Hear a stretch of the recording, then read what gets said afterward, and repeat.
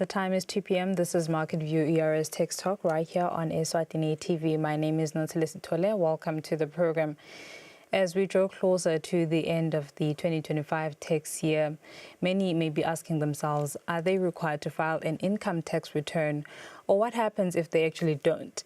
Today, we shed light on personal annual income tax filing and who should be filing.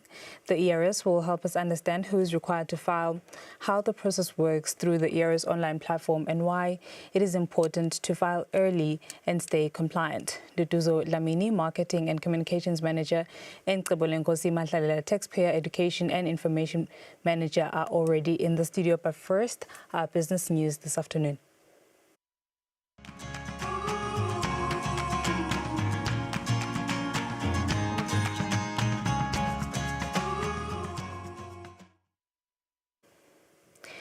In our business stories, we begin with this. The Central Bank of Eswatini and the Bank of Mozambique have officially signed a Memorandum of Understanding, MOU, establishing a strategic framework for technical cooperation and partnership between the two institutions.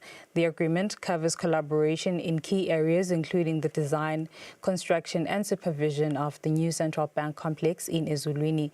The Governor of the Central Bank of Eswatini, Dr. Nisi, has highlighted and unpacked the full details of the agreement. These include, but not limited to, an advisory role in the following areas of the project. 1. Civil and structural engineering. 2. Electrical, mechanical and hydraulic systems. 3. Technology, infrastructure and physical security. 4. Review of project designs, schedules and project progress reports. The governor of the Bank of Mozambique, Dr. Zandamela, says they will ensure this agreement is fully implemented.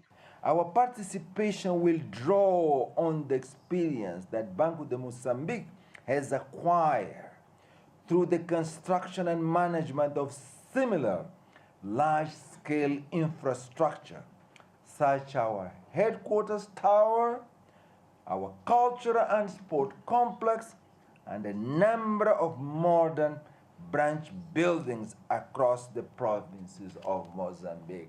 Dr. Nisi, the governor of the Central Bank of Eswatini, says the collaboration with the Bank of Mozambique reflects the bank's commitment to regional solidarity, cooperation, and the collective pursuit of development. Reporting, Nelson Ngamandla, Ezulwini.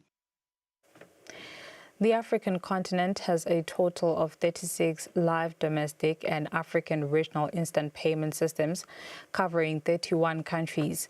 This was shared by Sabine Mensah, Deputy Chief Executive Officer of Africa Nenda Foundation. This was during the launch of the State of Inclusive Instant Payment Systems in Africa at the Central Bank complex in Eswatini. 33 domestic systems. We go to regional. 3 regional systems that are already live. Actually, I should say 4, because in September, the West Africa Economic and Monetary Union, the Central Bank BCAO, launched the PSP. If we have 33 country system and we have 3 regional systems, we have 36 live systems in Africa today. Out of these 36, 18 are cross-domain interoperable, all-to-all. And that is amazing. The Chief Executive Officer at Africa Nenda Foundation says inclusive instant payment systems are key to advancing financial inclusion. Payment system infrastructure is not a luxury. It is the foundation of inclusion, innovation, and sovereignty.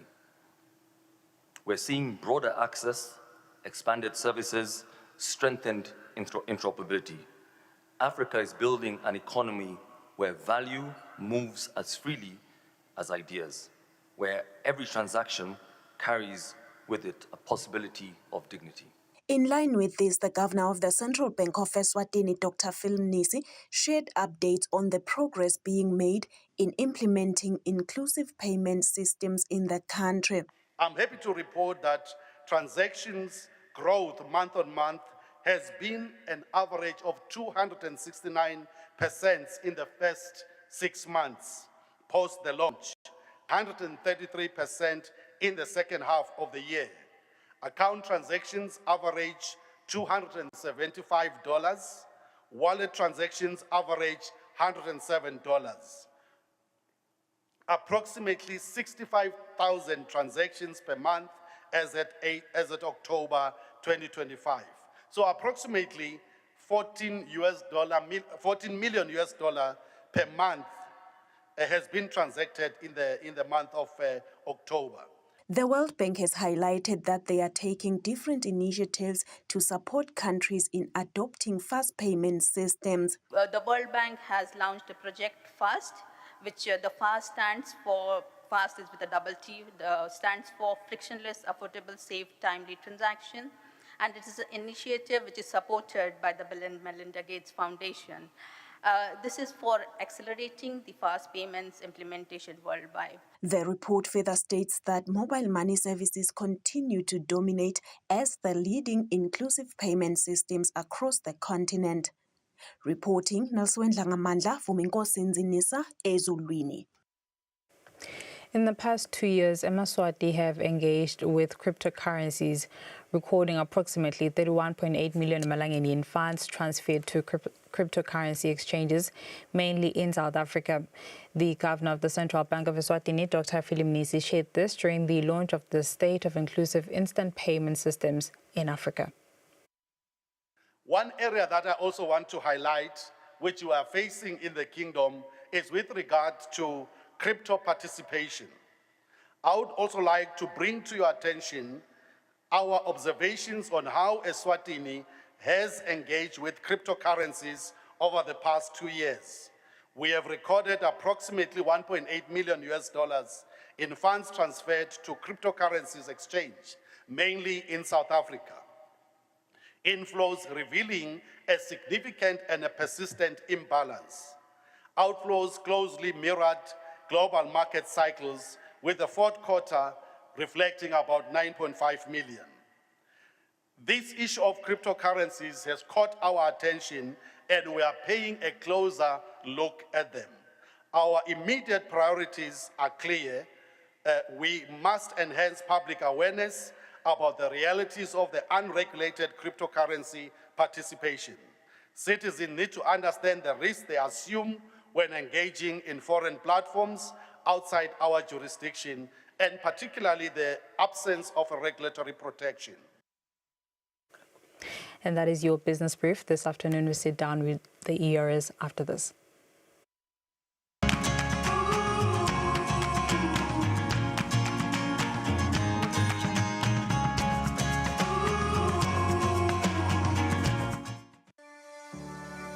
Eswatini TV has signed a code of conduct that is enforced by the Eswatini Communications Commission. We are committed to reporting news that is accurate, comment that is fair, and programming that does not amount to hate speech or the description of gratuitous violence or explicit sex. For any complaints of our programming, please contact us on 2411-9600 or email info@eswatinitv.co.za. You can also contact the Eswatini Communications Commission on 2406-7000 or write a letter to ECCOM on PO Box 7811 Mbabane. Email address is info@ecom.org.sz.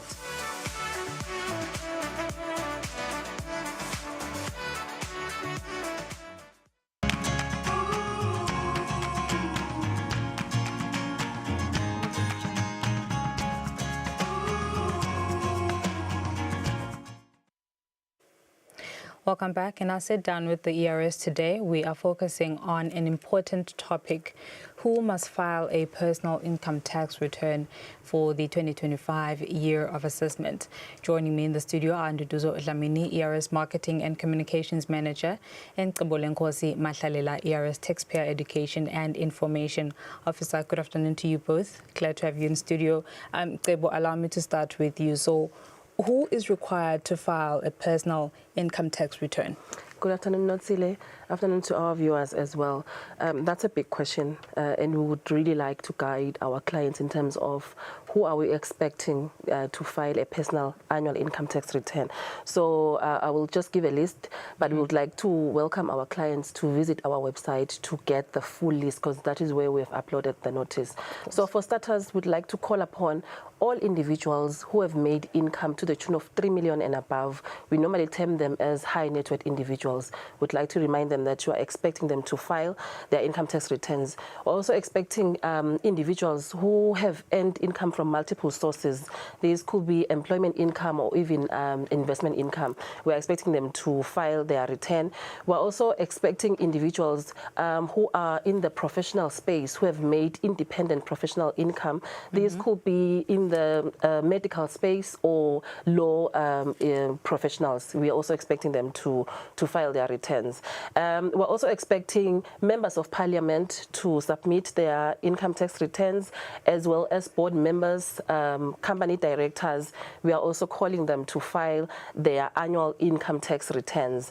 Maybe also to highlight, we are also expecting all staff who are employed by embassies in Eswatini or international organizations in Eswatini to file in their income tax returns. As I have highlighted, as the ERS, we have made an official request through the Commissioner General. So we are calling upon every individual that has been mentioned in the notice to please ensure that you file in your annual income tax returns. Do visit our website, www.ers.org. That is where the notice is. Right. So to the individuals concerned, how should they submit their income tax returns and what documents should they have? Okay, thanks, Notsile, and good afternoon to you and the viewers. So we've got an online portal which we call Tax Easy, and that's how the clients, we expect them to file for their income tax returns. They can get the portal on our website on just going on www.ers.org.sz.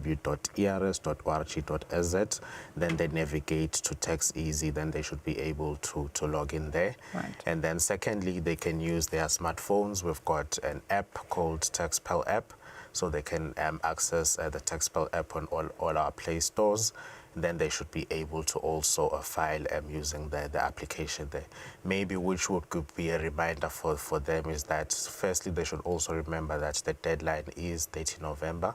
And then for you to be able to file using the online portal, they should have a TIN number, which means they should have registered the TIN number for them to be able to file. Should they also want to file, the form is also available on the website where they can just fill in and then they submit the required documents, or they can visit our service centers to register for that TIN number. All right, Kabulankosi, my next one is for you. What about payment? What if payment, if tax is due, how and when should it be made? Okay, I think we've already highlighted on the due date, it is not 30th. only just for filing the return.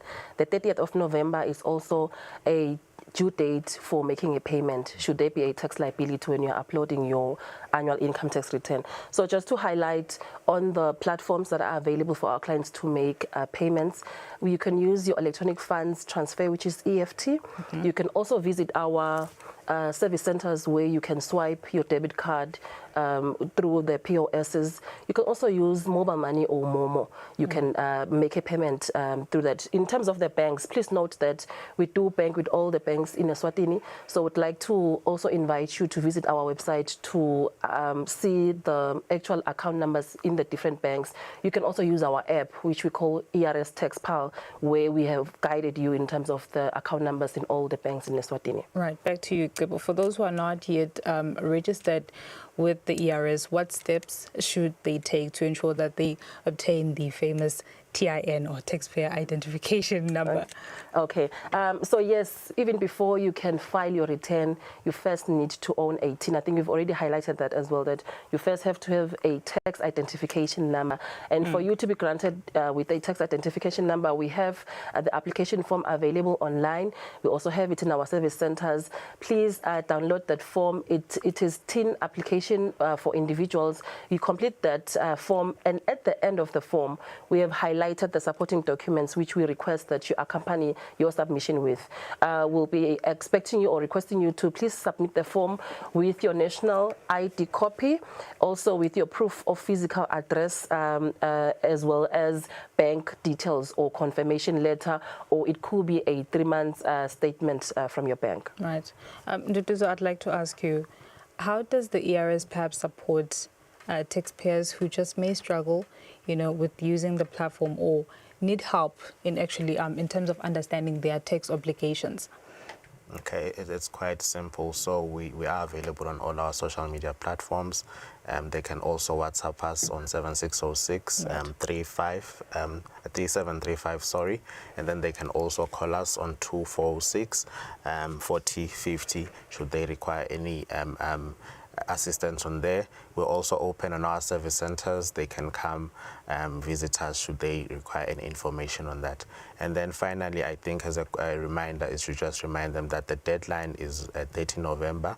They should file and pay before the 30th of November. And I would encourage them to do it before the deadline so that they avoid having any traffic issues. Yes. Gabo, finally, can taxpayers, be able to amend their returns if they realize that they've made a mistake or an error after submission?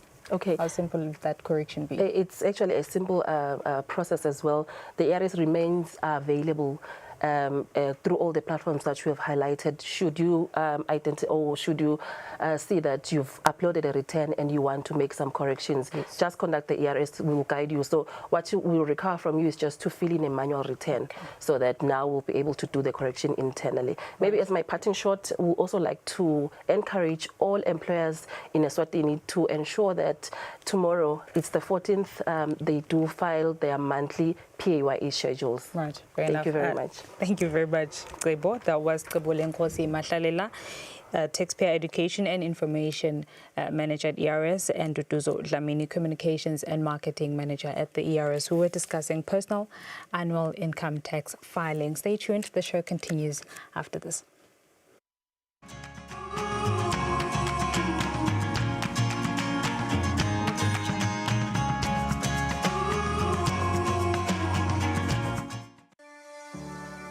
Eswatini TV has signed a code of conduct that is enforced by the Eswatini Communications Commission. We are committed to reporting news that is accurate, comment that is fair, and programming that does not amount to hate speech or the description of gratuitous violence or explicit sex. For any complaints of our programming, please contact us on 2411-9600 or email info@eswatinitv.co.za. You can also contact the Eswatini Communications Commission on 2406-7000 or write a letter to ECCOM on PO Box 7811 Mbabane. Email address is info@ecom.org.za.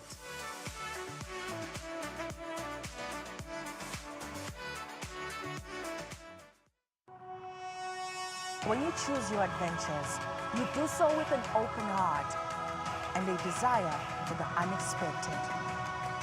You embark on journeys to discover new worlds full of wonder. You choose a path to awaken your senses, a world to make you look up and realize just how inspiring this life can be. Arrive and awaken your heart. Explore life in ways only thought possible in your dreams. Discover just how far you go to expand your understanding of life's greatest mysteries. There's just one place on this planet with so much to offer.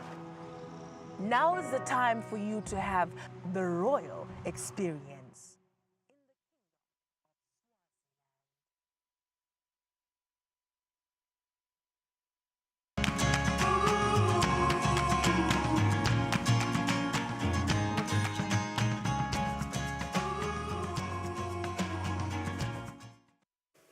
Right, we've come now to the market analysis segment of the show, and our in-house economist, Sanele Sibia, joins me virtually. A very good afternoon to you, Sibia, and thank you so much for your time. So news just in, or not so much just in, the U.S. government has reopened and federal employees are making their way back to work. How are markets, or rather, what's next for markets following this fiscal development?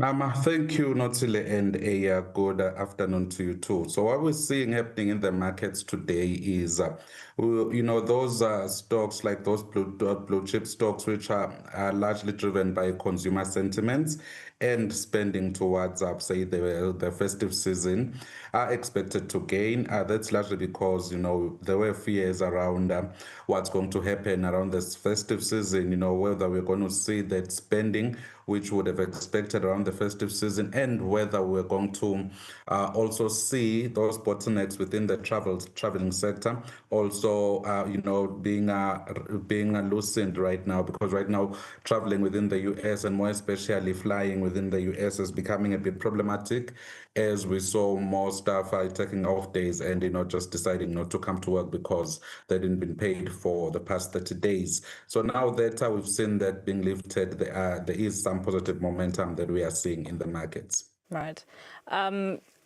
Can I just also get your thoughts before you give us how the figures are looking this afternoon? So the International Energy Agency has projected that global oil supply, SBIA, is expected to grow by at least 3.1 million barrels per day in 2025 and 2.5 million barrels per day in 2026. Your thoughts? How do you think, this projections will, affect global, or rather this projected global oil surplus impact energy prices and in one way or the other, economic stability in some of the major oil producing nations around the world? Thank you. So what we are a bit wary about with the projected trends, and already we are looking at markets that are in somewhat oversupply. And when you look at the futures contracts, they do seem to reflect the fact that we are in a situation of an oversupply, while we are also just forecasting weaker demand, to come, because there are just no clear signals. And the lack of data coming out of the US really does not make the situation better off. And when you look at the weak data that came out of China, again, that doesn't bode well for the oil market. So you will see when we get to the oil futures there that, it has actually come down below the 64 mark, because we don't have a clear picture as yet in terms of the demand. But what we have right now is a clearer picture around the supply, which does not seem to want to renege right now. So perhaps you can just go ahead and give us how the markets are actually acting this afternoon. Thank you, Notsile. So when you look at markets in the US, we're seeing a bit of some mixed signals there. That's largely due to a swing, in terms of investors who are now choosing to go into more defensive stocks and more the blue chip stocks, which are going to, gain given the rally, the reopening of government within the US. And then also we're seeing a bit of the concerns around valuation issues still lingering in those tech stocks. So when you look at that Nasdaq Composite Index, it does show that it closed a bit on the red yesterday, though still on those all-time highs. But the issues of valuation and weaker than expected earnings, just doesn't bode well for markets. It's largely due to the fact that we've seen some heavy investments within the tech stocks, within those AI startups and those AI businesses, but we are yet to see those businesses turning a profit. And I think investors are getting a bit wary and a bit anxious of waiting for the day these markets are going to turn a profit. But when you look at the Dow Jones Industrial Average, and also at the S&P 500, you'll see that the Standard & Poor's is really just heading for another all-time high, trading right now at $68.50. And overall, when you look at the Dow Jones Industrial Average, it has gained some 326 points upwards. Now, that's largely driven by the sentiments around the reopening of government and the potential flexibility around spending towards the festive. But we still remain a bit on, we're just flying dark right now because we haven't seen data coming out of the US. So that makes making decisions a bit difficult. And we've heard, coming from the US government there that they may not likely release figures for October. So now that's just making it a bit of a, flying on autopilot for the markets. But there are sentiments that we should expect a stronger economic performance and demand also just surging there. And then when we move on into the Eurozone, starting with the UK there, what we're seeing is just a bit of a pullback of 39 points in today's trade. Now, that's largely driven by the fact that we are moving towards November 20, and we do expect the Chancellor of the Exchequer there to make her budget. But right now, it seems there are a lot of talks around tax increases within the UK economy, and that doesn't bode well for markets who are actually chasing earnings. And when you look also into the political instability that we are seeing, there are talks around, removing Sir Keir Starmer as the leader of Labour and essentially as the Prime Minister. So business does not like that instability. And remember that in the past, say 16 months, the UK has had around 3 prime ministers. So we do need a bit of stability in the market. Coming into Germany, what we're seeing is a bit of a pullback on the German Dow. That's largely linked to weaker demand coming through from China, and therefore affecting those, export-heavy German sectors there. But in France, we're seeing a bit of an upward move. It's largely due to the fact that we have a bit of that stability right now. Remember, after the vote of no confidence on the Prime Minister, we saw the CAC 40 moving down to the 7,700 type of region. But now it seems we are back at that 8,300 region, and that's an all-time high, signaling that markets are getting a bit calm within France. When we move on to Asia, the Nikkei is up some 218 points, the Hang Seng up some 150 points, the Shanghai Composite Index up some 29 points. That's largely driven by the fact that we are expecting the government to reopen in the US, and those blue chip stocks are expected to actually begin exporting, and we do expect a bit of a surge in that demand coming through from the US, to those markets in Asia. And we're also expecting a bit of some more stimulus within the Chinese economy. So the Shanghai Composite there is already beginning to speculate around that. Coming into Johannesburg, we're seeing the Johannesburg Stock Exchange hitting that 115 mark. That's largely driven by a lot of sentiments. It's the gold price. We're seeing the mining stocks leading the charge there. And we saw yesterday Minister Kondongwana, tabling his midterm budget review. They, just saying a lot of good things. South Africa may be upgraded in terms of rankings, which is something might see today or tomorrow morning. And also the fact that we're seeing that downward posture towards the inflation target. So now South Africa is going to begin targeting inflation between 3 and 4%, with at 3% with a 1 percentage point, variance there. So that's 2 to 4%. So we should expect to see the same happening within our local economy because of the CMA arrangement. And in terms of the Eswatini Stock Exchange, we're seeing a bit of movement today, largely driven by stronger earnings by SEL Limited. And when you move on into the commodities, we're seeing gold, continuing to shine, and the price of Brent crude, just rising a bit, but still subdued at $62.94 dollars per barrel. In terms of the currency, the Lilangeni has actually crossed over from above that 17 mark to that 16 mark, and that's largely driven by the mid-term budget statement and also, the rally within the mineral sector there. So we do expect that as South Africa continues to invest more within that mining sector, we should see the rand, the Lilangeni staying at that 1690 region. So we're seeing that positive move across all major currencies. Thank you. Thank you very much, Sanele, for your insights. That was in-house economist Sanele Sibia helping us make sense of the day's trade. Otherwise, this has been Market View, ERS Tech Talk. Until next time, thank you so much for your time. Bye.